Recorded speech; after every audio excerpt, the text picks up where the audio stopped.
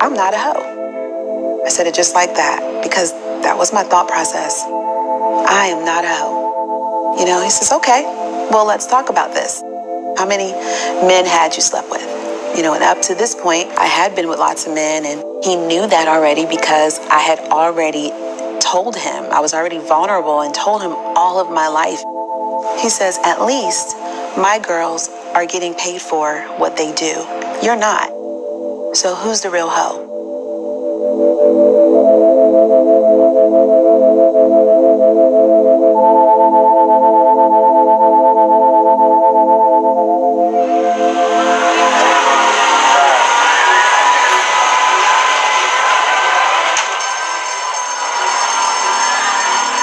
I was lured into sex trafficking when I was 18. And it started with just a couple of us friends wanting to go out to a senior trip. And we were going to an amusement park, and I didn't have a date. So I was set up with someone I didn't know. But it was okay because it was through one of my friends.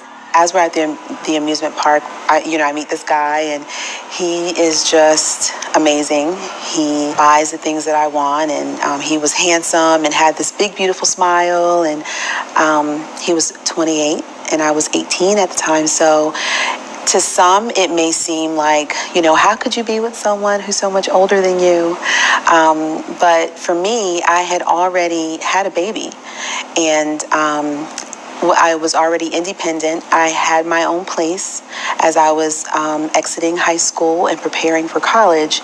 And so for me, I felt that dating or even going out on this blind date with a 28-year-old, it wasn't, something I should, just kind of look at and say, red flag, don't do it. So that didn't happen for me. After this date, we continued to talk on the phone. He lived in a different region than I did, so it was a long distance. But he made sure to just keep in touch with me, and then we started dating. So that is how it all started, and I stayed in it for about a year and a half.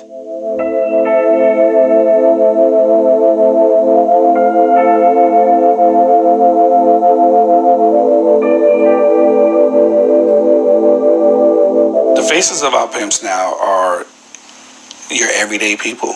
Back in the old days, in the 80s and the 70s and even in the 60s, your pimp was that guy who wore that bright suit with the hat and the feather coming out of it.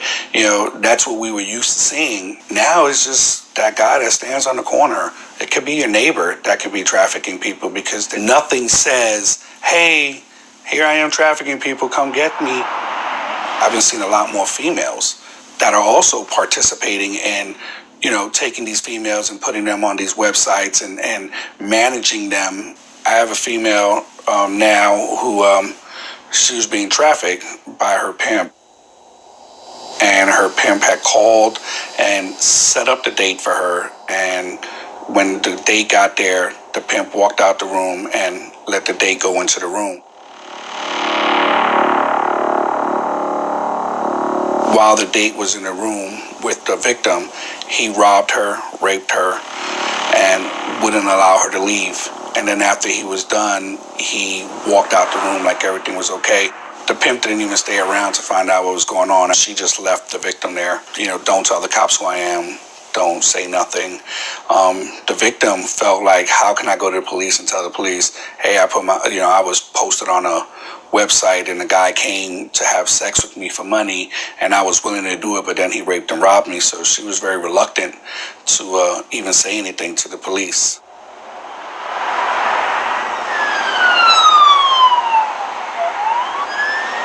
They are trained and they are taught to disregard police and not to tell us what's going on. That when you meet them, the first thing they say, I do this for myself. Oh, I post myself online. I make my own money. I don't have nobody that's taking care of me. I just do this all alone. When we know a lot of the sex trade is done through somebody else. It's an organization that's being handled, and to hear a girl saying that she's doing everything on her own, a lot of times it's false. I did not realize that it was really here. It seemed so foreign to me, so far away. This idea that one human being controls another. We don't want to think of it as being here, but it is. and it merits our thoughtful, full, and appropriately forceful response and compassionate response for those who are the victims. We learned about sex trafficking, or at least in this area. Actually, my daughter wrote a paper as a sophomore in high school, and opened my eyes, because it wasn't a paper that was about trafficking someplace else. It was about trafficking happening here in the United States. And that floored me, because I had worked in the public defender's office in Virginia Beach for a number of years, back in the late 1990s up to 2000, and had represented women who had been charged with prostitution. I didn't have any clue, really, of even what the kinds of questions they asked that might have enabled me to learn that they were, in fact, not doing this willingly. When people are in situations where they're being sexually trafficked, quite often they've been targeted. And they've been targeted because somebody identified that they maybe have a scope of vulnerabilities, maybe a non-supportive household or some exposure to other risk factors, whether that's domestic violence, physical violence, sexual violence. In the instance of a young person or a teenager, maybe we have a situation where they didn't have the parental support and supervision that they needed, in which case that left them a little bit more vulnerable. You have to understand that when I was growing up, I was sexually abused by a family member from the time I was 7 to 14. And so I hadn't had people in my life to support me and to just somebody to talk to and to really express myself. And so this guy, he listened to me. He asked all the right questions about my life. They don't feel like they're victims because their pimp make them feel like they're important. A lot of these victims come from broken homes and come from homes where they're not showed love or care. It's sort of like a gang member turns around and they get that love and they feel like they're wanted and they belong. And that's what these modern day pimps are doing now, making these women feel like they wanted and they belong. I can take care of you. You don't have to worry about me doing nothing to you or anything, and we can just make lots of money. And they make it seem like this glorious life, and they show them that. They show them that we can go to fine restaurants and buy fine clothes and jewelry, but yet you still have to go out there and make money. It was never he lured me. It was never he coerced me, or it was never he manipulated me. The way he turned it around made it seem like it was my job to keep our relationship together, or to maintain my queen status, I needed to make more money. And so me walking into it, I said yes. I said yes to my relationship with him. I said yes to what he asked me to do, because what he asked me to do was partner with him. And I thought that that's what I needed to do to keep my relationship with him. So the entire time that I was being trafficked, that was my mindset.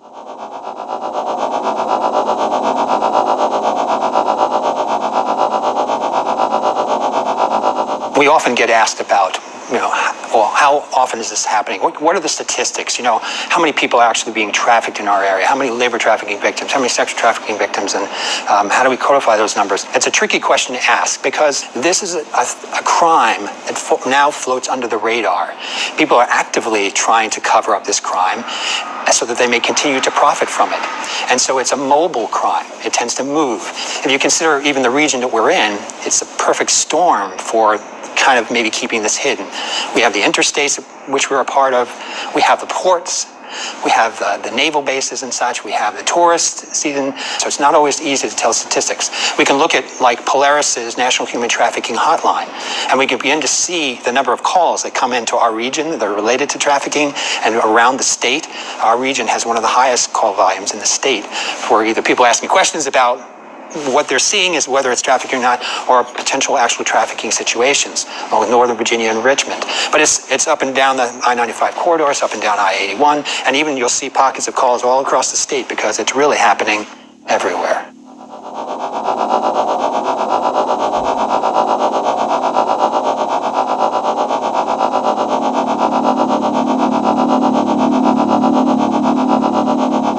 I first became aware of human trafficking through the military, actually. I was deployed to Iraq as a company commander, and we had human trafficking as a worldwide phenomena. And we learned about it in the traditional sense of people who were sold into slavery and moved to other countries. So when I came back to the police department, I got this position with the organized crime division.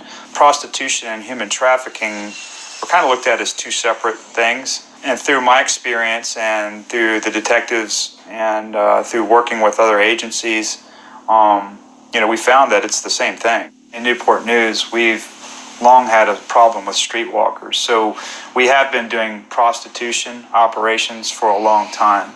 We still do have streetwalkers and street-level prostitution, and we deal with that as it becomes necessary.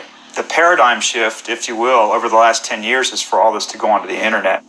It's just so available.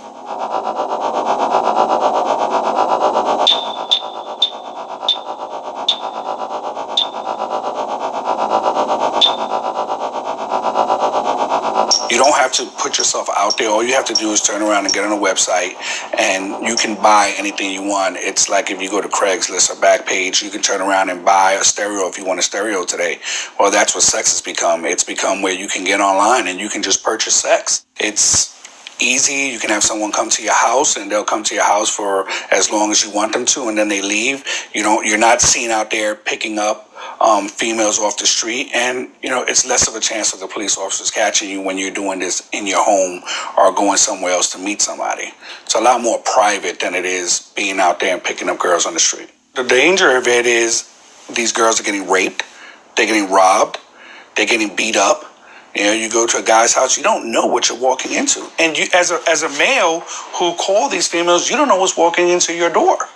You might have a female come to your house and walk into your door, and the next thing you know, two guys are right behind her, busting your door down, and they're robbing you. And how do you call the police and say, hey, I just got on Backpage. I ordered a girl to have sex with, and two of her friends robbed me. Society is going to look at that and be like, come on. And it's the same thing with these females. These females need to be careful because you don't know what door you're walking into. Think about all these registered sex offenders that can easily get on one of these websites, call somebody, have you come to their house, and take advantage of you. They can rape you, and even to the point of killing you. It is dangerous to just walk someplace where you don't know what's going on. You don't know what's on the other side of that door. It's growing in the fact that they can market the product a lot easier than before and not out of the public view. So a community that is used to seeing street prostitutes that sees less streetwalkers might think that there's not a problem or might not be aware of the problem, whereas it's actually moved to the internet and to the hotels and to apartments that are abandoned or whatever. A lot of the lower end hotels that maybe will take cash, it's easier for them to go into a room under an anonymous name and use that room for 2 or 3 nights, where a pimp could have 2 or 3 girls in that room, or several rooms. We've encountered there were several girls staying in one hotel. There was one room where they were doing their business at. Once it got hot, so to speak, if we got onto them or we did an operation or they sensed that we were onto them, they would pick them up and move to another hotel. And that goes back to the challenges. Usually that hotel isn't in Newport News. It'll be Hampton, Virginia Beach, or Norfolk. I never knew where we were going to go, so I would say that would be typical. It would be that I didn't know if we were going to truck stops. I didn't know if we were going out of state. I didn't know when we would get sleep. I didn't know when I would come back home. It was always up in the air, and it was always up to my pimp. Or he made us think it was always up to how much money we made. You guys can go home once you've made X amount of money. My son, he was just a few months old when I started. And so the pimp had night care for kids. They had night care for kids. And so we would drop our kids off before we left. I did have a relationship with my sister. She would love the chance of babysitting my son. So there will be times when I would just, call my mom and say, hey, can I borrow my sister, for the weekend? And so there were times that he was safe home. And then there were times where she couldn't babysit. And then I would take him to the night care provided for us.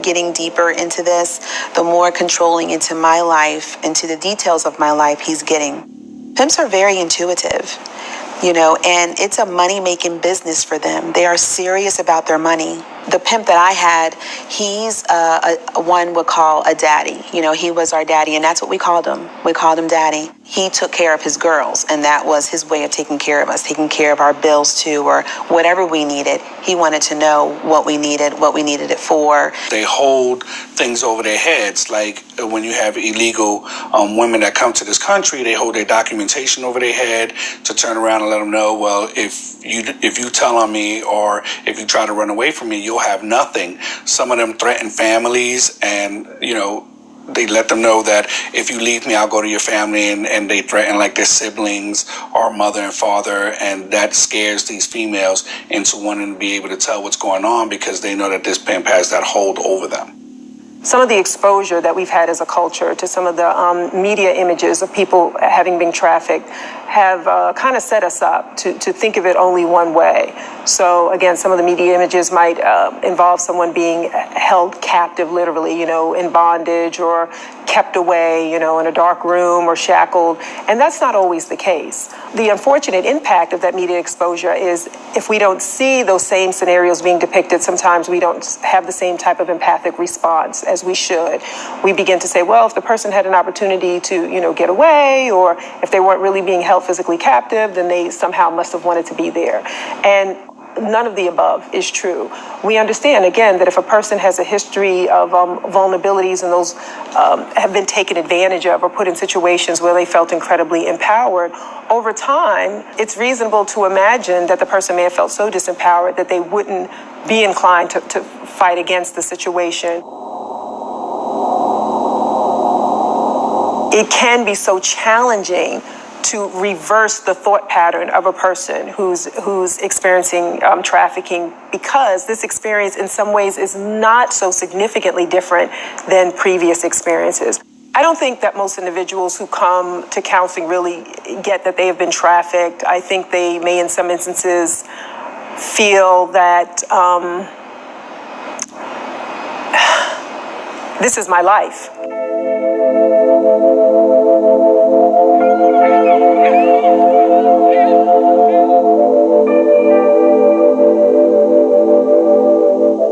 Signs of someone being trafficked is not having an ID, no documentations if they're illegal, not knowing where they're at.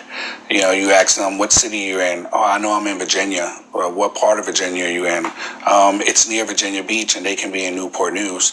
Because a lot of these women that are being trafficked are taken up and down the East Coast or the West Coast or across the country to perform these sexual acts. We need to be more tuned to the signs of human trafficking, of sex trafficking.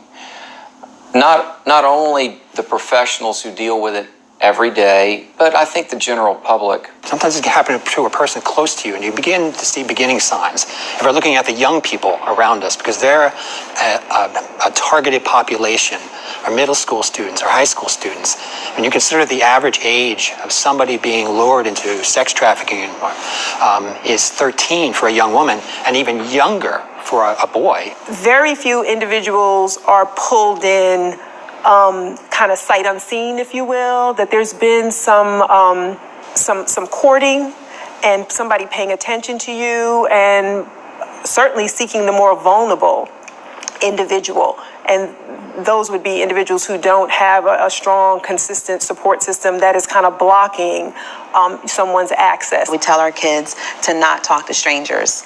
But you have this girl who goes to the mall over and over again every weekend, and she sees this cute guy, and these girls are always all around him, and she wants to be a part of that. She wants to be noticed, and she sees him every weekend. So the day he comes up to her, or the day she goes over to him, he's no longer a stranger because she sees him there all the time. He seems safe. So say somebody in your circle, somebody you're close to, a friend or potentially a coworker, where you begin to see things changing, like they begin to wear expensive clothing that suddenly don't seem to be in their kind of budget and in their family budget, jewelry that are unexplainable, expensive items. They begin hanging around what seems to be an older boyfriend or somebody that's several years older than them, or they begin moving away from friendships that they've had. They start pulling away from you, even though you're a good friend, and start hanging around different people that weren't there before. Traffickers are always looking for ways to keep their family full, so that they're always making a certain amount of dollar every night, every week. They're making sure that income is coming in. It's important for parents to not only know where your kids are going, because you could hear your child say, "Mom, I'm going to Samantha's house tonight." And mom may say, "Oh yeah, I know who Samantha is." My advice to parents would be, check on Samantha. Make sure you know who Samantha is and where your child is going, because Samantha could be linked with someone else. And it's just not a could be, because these are real stories. These are things that has really happened, where we find these kids are being trafficked just on the weekends, and then they go back home Monday through Friday going to school. But you'll notice some things, like maybe they're overtired all of a sudden, or their grades drop dramatically. And so sometimes it just be a matter of get yourself aware, find out, what's going on, learn the signs and such, and then look in your world where it may be happening, because I can guarantee you it's very likely that somewhere in your world, it may just that be the young man being brought to your door selling magazines, it may be that student in your school, it may be that fellow employee on your job. As you become aware and you begin willing to answer questions, you can become more. And you have gifts that can be brought to the battle. So just look where you can apply those gifts and go do it.